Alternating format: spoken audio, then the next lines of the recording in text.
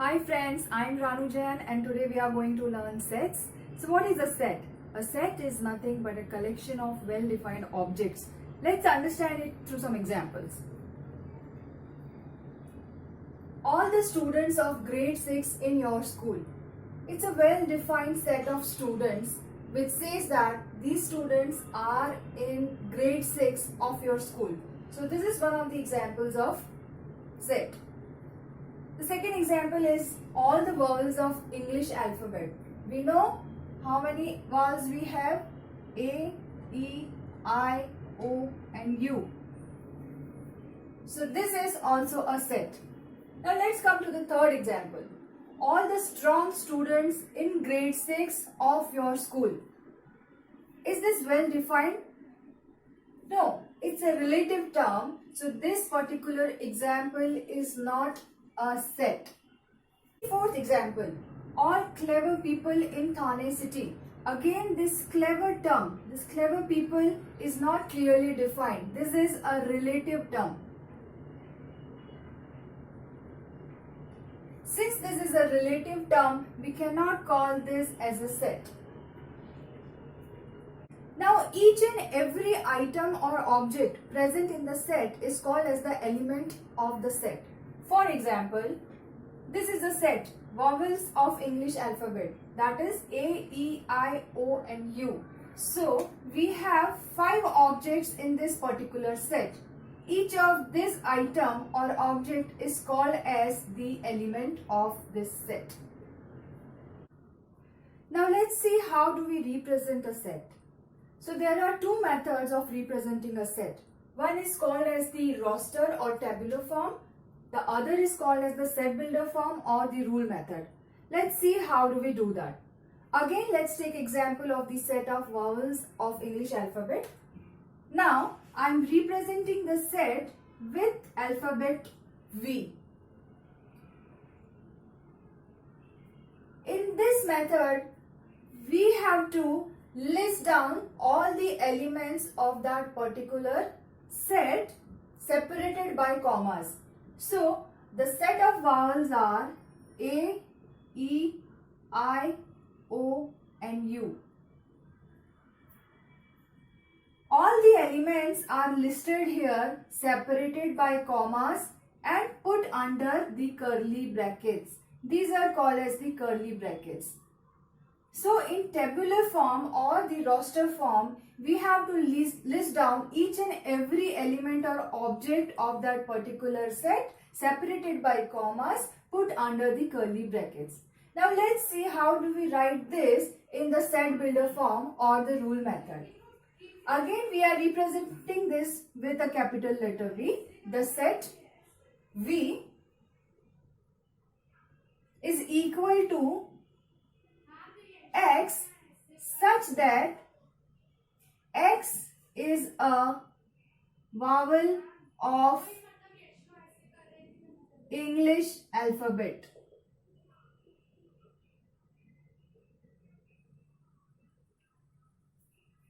In this method, I am again using curly brackets, but I am putting a rule inside. Rather than listing down each and every element like we did in the tabular form, here we are writing the rule. Let's take other example which says that set of whole numbers less than 10. Now, how do I denote this set in tabular form as well as in the set builder form? Let's see. Let me denote this set with the letter X. In this case, X will be equal to 0, 1, 2, 3, 4, 5, 6, 7, 8 and 9. I have listed down each and every element of this set within the curly brackets separated by commas. This is the tabular form of representing this set. Let's see how do we write it in the set builder method. Let me denote again it with the letter X. X is equal to the element X such as X belongs to whole number. This W is used to denote the set of whole numbers. So, X such as X belongs to whole number and X is less than 10. The condition here I had is this set is a set of whole numbers less than 10. How do I write the rule in the set builder method? X such as X belongs to the whole number set and X is less than 10. This is how I write these two, one in the tabular form like this and the other in the rule method. Let's take one more example. Set of alphabets in word mathematics. So how do I write this in the tabular form?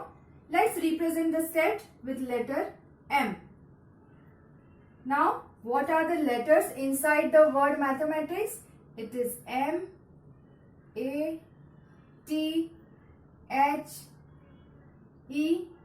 Now, one thing that you have to remember is a set never has the duplicate elements into it. If I am listing down all the elements in a set, then I cannot write the repeated elements. Now in this case, this M is getting repeated. So since I have covered this M here already, I will not write this M again. This is sufficient to represent that M is present in this set. So M, A, T, H, E. M I don't need to write. A again I don't need to write because it is already covered in this set. T again I don't need to write. This is also covered in this set. Then the remainings are I, C and S.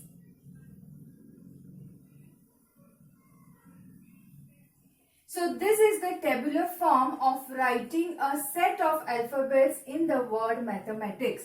M, A, T, H, E, I, C, S. These are the elements of the word.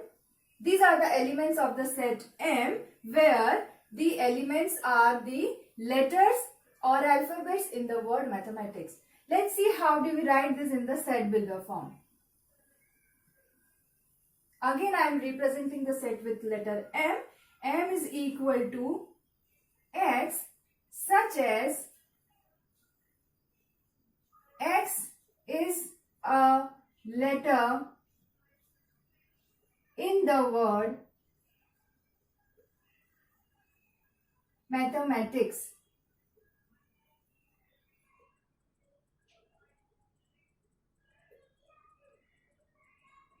Let's see the types of sets. There are three types of sets: finite set, infinite set and the empty or null set. Let's understand them with some examples. Finite set. We took the example of the vowels of English alphabet. So, in the tabular form, how do I write it? A, E, I, O, U.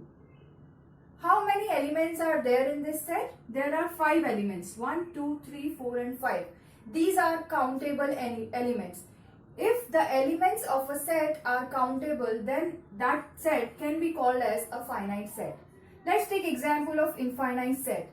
A set of natural numbers. Now the natural number starts from 1, 2, 3, 4, 5 and it keeps on going. So if I say define a set of natural numbers. Now the natural numbers are uncountable. These cannot be counted. Hence this set is called as infinite set. Now let's see what is an empty or null set. Let's take an example. Say set of whole numbers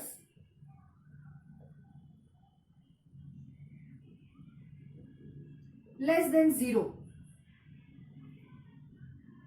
If this is the definition of this set, then there is no element which exists here. There is no such whole number which is less than 0. Hence, there is no element in this set and hence this set is called as the empty or null set.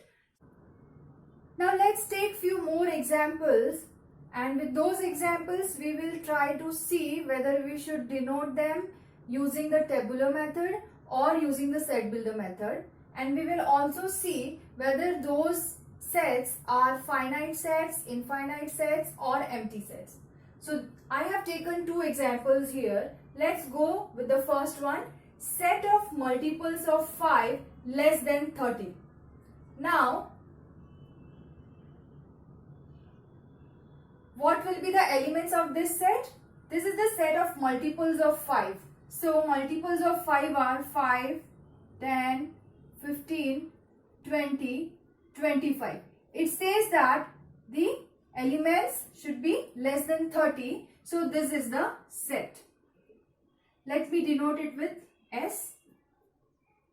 So this is a set whose elements are 5, 10, 15, 20 and 25.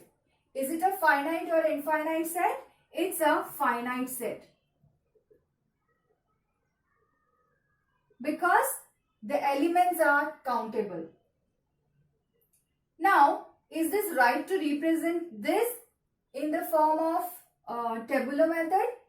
Yes, because it has lesser number of elements.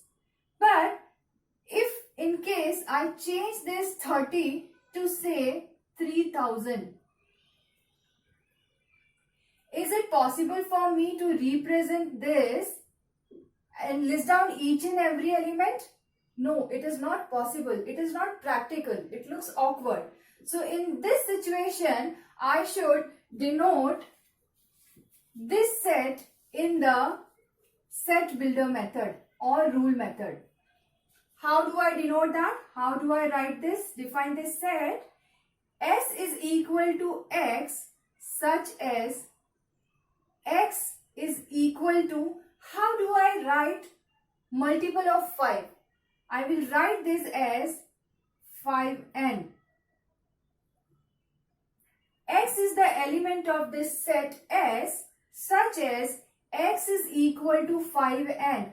Now what is this n here? This n is a natural number. This n belongs to natural number such that this X is less than 3000. Let's read this again. The question says set of multiples of 5 less than 3000. So X is denoting the element of this set S. X such as X is equal to 5 into n. N belongs to the set of natural numbers and X is less than 3000. Now if you see this rule, if I want to find the elements, then the first time it will be 5 multiplied by 1. The second element will be 5 multiplied by 2. The third element will be 5 multiplied by 3. That is the multiples of 5 and keeps on going. So the multiple of 5 can be denoted in this manner.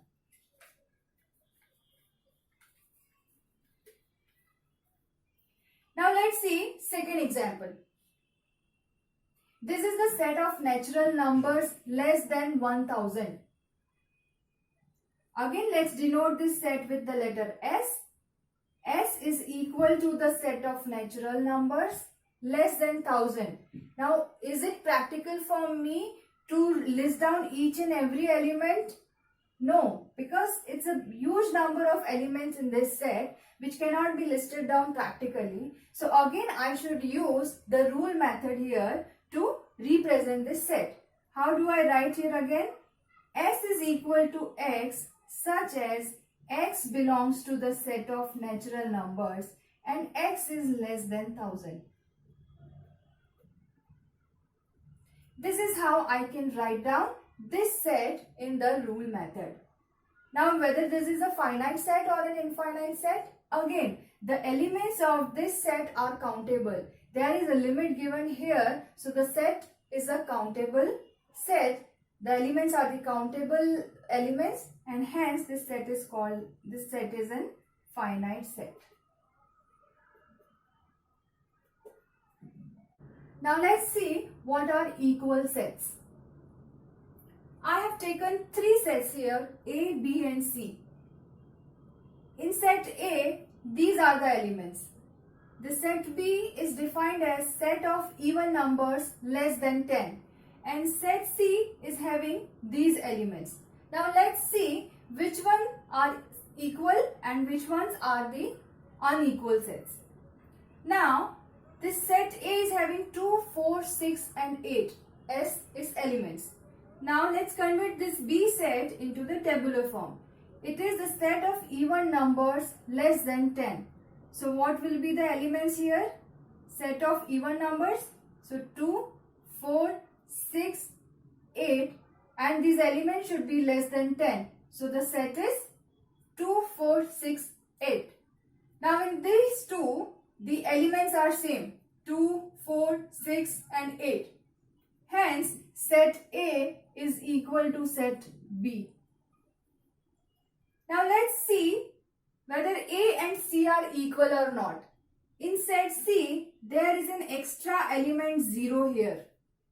Hence, the number of elements in set A and set C are not equal. Hence, set A is not equal to set C.